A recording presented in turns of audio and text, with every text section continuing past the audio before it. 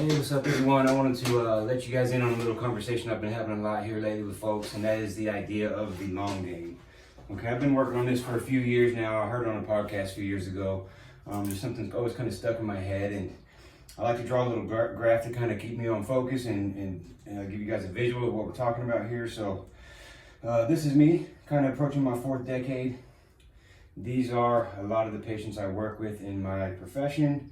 In my spare time, I've been working a lot with young athletes, and these are the kind of the conversations I've been having, okay? So when I talk to these kids, I try to make them aware of peaking as an athlete, and we usually do that kind of in our mid-20s, okay? So from 12, 13 to 26, 27, a lot of years there to get better, okay? And that's what I try to voice to them, like, look, let's not try to max out and get as strong as we can right here. Let's get our technique down first and slowly inch our way up to peak performance, peak strength when we're in our 20s, okay? Same thing with sports when I'm talking to them. Let's use a curveball, for example. All these kids want to start throwing this curveball, well, there's a good chance all of them are going to be playing until they're 18 or so. Some of them might play until they're 20, and some of them might even go pro.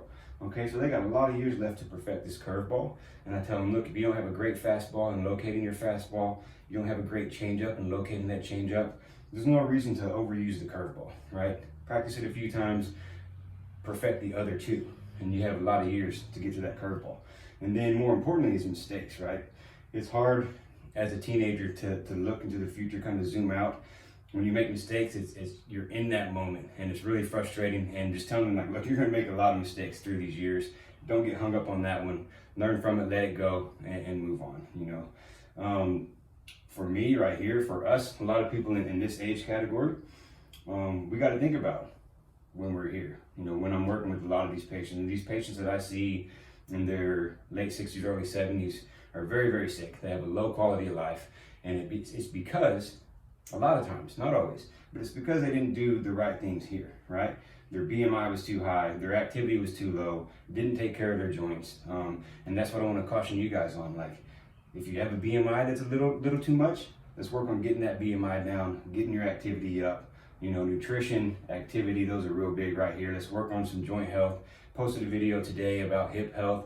We'll be posting some other ones. Look at those videos, use them, make sure your joints are feeling good. If you need help with your BMI, if you need help with your activity, with your joints, be sure to let us know.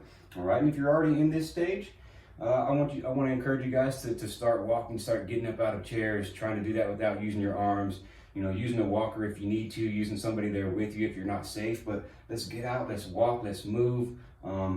We're not giving up just because we're here, because I plan on living to be 100. I got a long ways to go, and there's a lot of growth that can happen in those years. So this is kind of the long game. Hit me up if you guys have any questions or anything, and we'll talk to you later.